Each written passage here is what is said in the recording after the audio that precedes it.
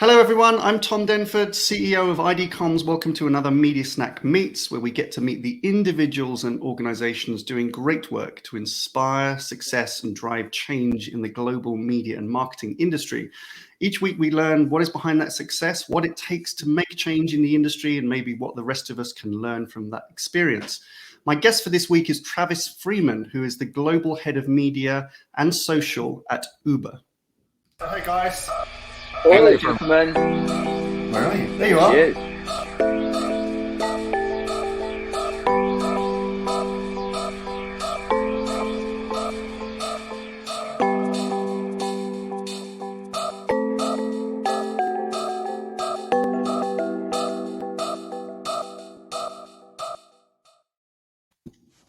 Hi, Travis.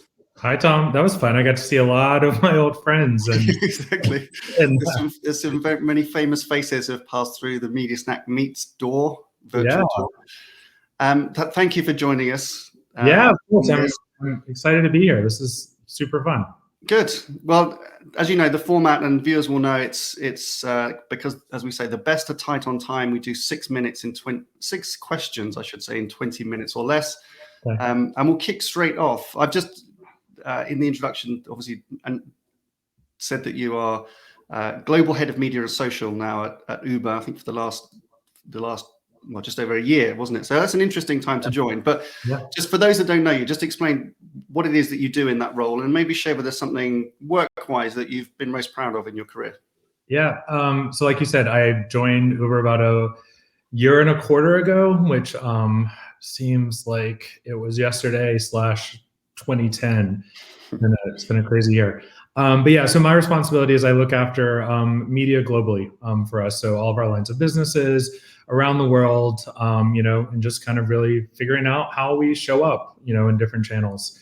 I came in to lead media globally, and somewhere through this crazy ride, they gave me social as well, which has been great because I think there is such like a really important intersection in how the two kind of play together. So it's been fun to kind of bring those two different orgs within Uber closer together under my umbrella, which is awesome. The thing I'm most proud of, like you said, last year was crazy for all of us, and no one needs to kind of talk about it anymore. But I've spent most of my career, creating media and marketing plans to sell things.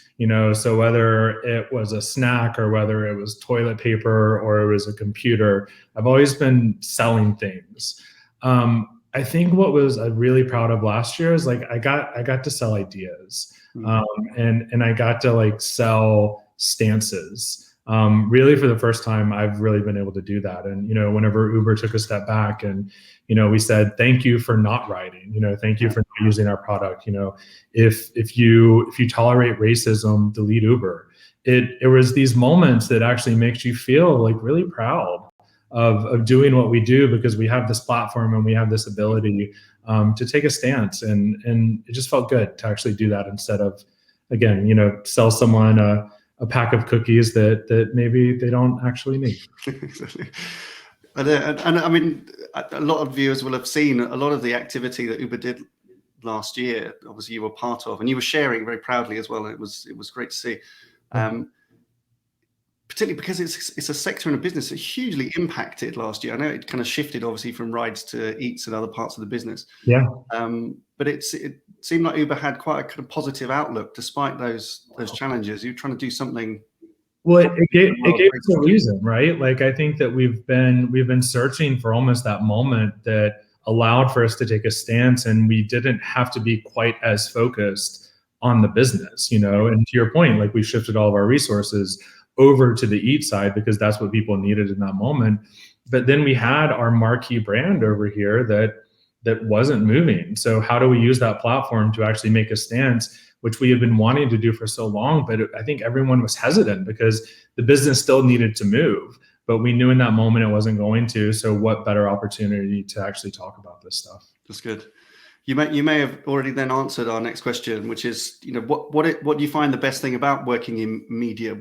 I mean, and you've been on, different sides of this, haven't you? Because you've been on the agency side for a bit now, and and now and even on the platform side, right? When I was at Twitter, it's so, we can, all of the stuff I was just talking about, but I don't know, I still get just excited about like seeing things that I do and they're making them tangible. Like when I see an ad that like, like I built a media plan for, or like if I'm out and about and I see like a billboard, like, I don't know, I get a sense of pride still that I was a part of actually bringing that to life. And obviously, like, not just me, and probably my piece is less important than the creatives who actually made it, right? But like just being a part of that journey to like actually bring it to life, I still kind of get like childlike and like excited about that the same way I did, when I was like an assistant media planner, and I was kind of seeing the first stuff, in the very beginning. So I'd say that, but I also love in media that every day is different, and we still have this, if you're doing it right anyways, this really interesting, kind of matrix of the art and science. And you get to wear different hats every single day based upon what you're actually doing. And yeah, a lot of times it can be just pushing buttons and making sure that things are going out live, but you also can be really smart, strategic, and actually use the art side a lot more than I think a lot of media people actually do. So I think depending on the day, depending on my mood, depending on how much sleep I've had, like the night before, I get to kind of choose, where on that matrix I want to play that day, which makes it all fun. Yeah. I mean, and I know you as a pretty glass half full guy, right? You're quite optimistic and you've got a lot of energy and positivity about the industry. But if we just shift onto, some of the challenges that we've got at a bigger level in media, now that you've been on the advertiser side, maybe you have a different perspective. What do you think some of those would be? I think it's one of the biggest challenges is like just us not being lazy. I think that there has become a huge reliance on a handful of partners in order to basically fill all of our media plans. And I think, while yes, there's reach there, and yes, there's like maybe better measurement kind of, platforms that we can kind of tag onto that. I don't think that's the right thing to do, right? Like, we've been able to kind of create really smart media in the past without only having to rely on 2 or 3 platforms or partners to be able to do that.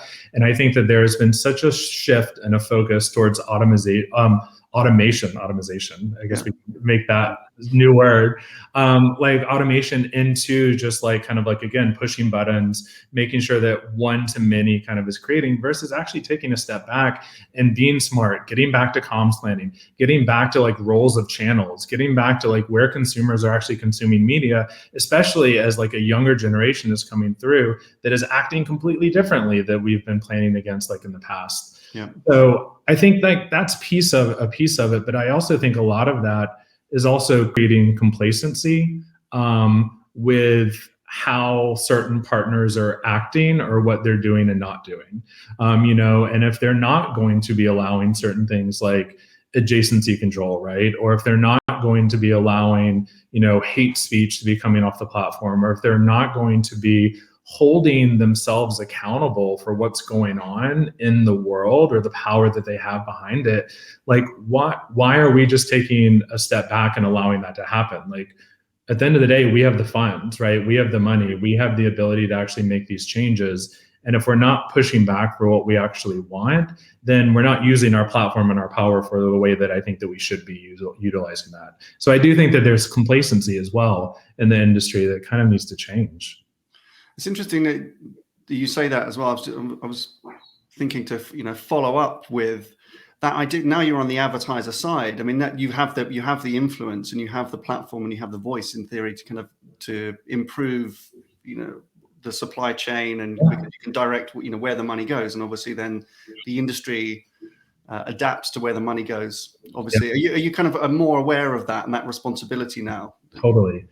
I think that I don't think I realized how much a voice can matter, and how much just like having the control on the advertiser side of like pushing our agency partners and pushing the supply chain and pushing the platform partners, like all in unison. Like, we're lucky. We have large budgets. We're able to kind of control this, but as more and more people come together, it's really tangible, especially now. I don't know if we would be having the same conversation, 3 or 4 years ago, because I don't know if this notion of social impact and social good was as important, to people. I think now that it's not arguable and it is kind of status quo, and anyone who isn't really abiding by that anymore, it's a head nod, right? Like, what are you doing? So I'm much more conscious of it, I think, than I was in the past. Good. And we thank you for your leadership. I think there's a few people that are outspoken on these things, and increasingly we need more and more, whether individually or through the trade bodies. It's where the difference is going to be made. Which leads us quite nicely into the next. I mean, we could talk about leadership advice. Obviously, you're in a position of influence now, and you have a team that kind of dotted around the world that you work with. But also, we don't have to name names because we said we wouldn't. But you've also worked with some big personalities and some kind of profile leaders. What's the best advice that you've either received in your career or something that you turn to give to others? Never ever sacrifice your morals. I think that, especially earlier in my career, I felt that just because I was working at a place, I had to be quiet, and that leadership kind of dictated what I would do and kind of what I would think, instead of knowing that I was allowed to have an opinion. And if an organization was acting in a way that didn't align to what I thought, or the morals that I had, or the change or the impact that I was trying to make, then I'm allowed to speak up, and I'm allowed to say, you know what, this isn't actually the place for me.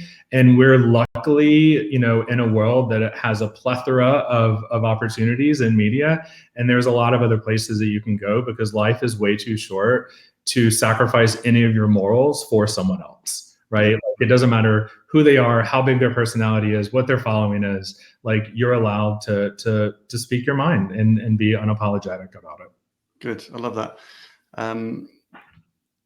That's it. Stick with your principles. As our chairman always used to say, principles only a principle if it costs you money. But to your point, you'll regret it if you end up doing something which is counter to how you. It's the way that brands should think too, right? In the sense of, like, especially now, there's short-term ROI and there's long-term ROI. Like, if you're thinking about, like, actually existing in this industry or as a brand, right? Like, in the future, you have to think about, like, what your equity is moving forward, and that equity is taking stances and actually, standing up for something, instead of just, allowing for things to happen that you aren't aligned with, right? Like, it'll hurt your personal, brand, as well as the brand that you're working on.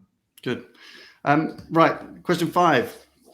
Outside of work, then, I know the last year has been quite consuming for you, but what would we find you doing to kind of escape from the pressures of media?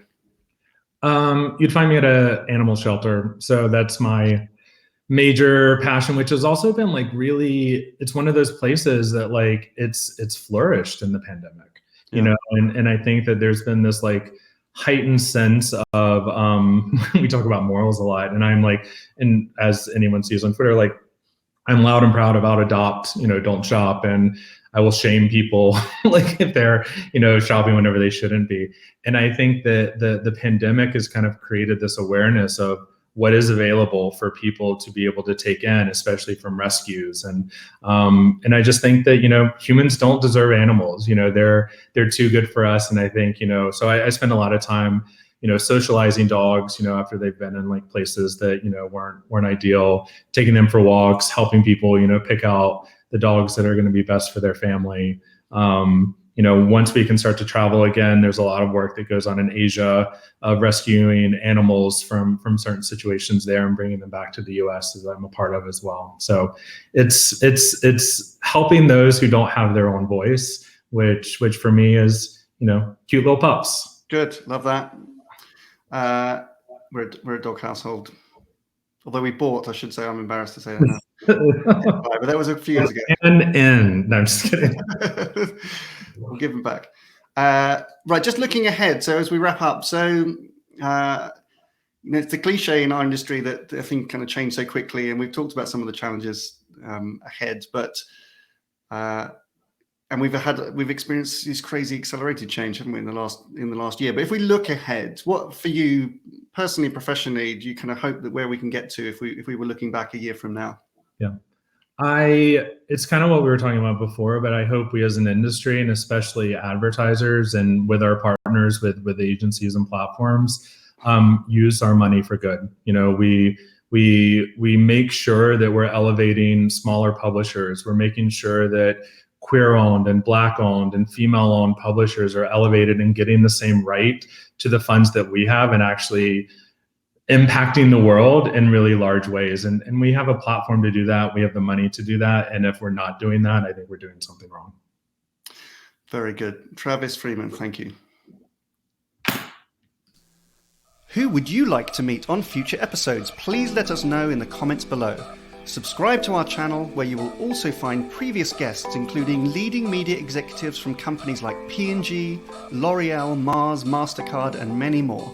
Plus some of the industry's most provocative thought leaders, such as Belinda Smith, Jerry Dakin, Professor Mark Ritson, Nadine Karp-McHugh, and Gary Vaynerchuk. You can also subscribe to get new episodes each week, and if you like this episode and think someone else would, then please do share it. Thanks so much for watching.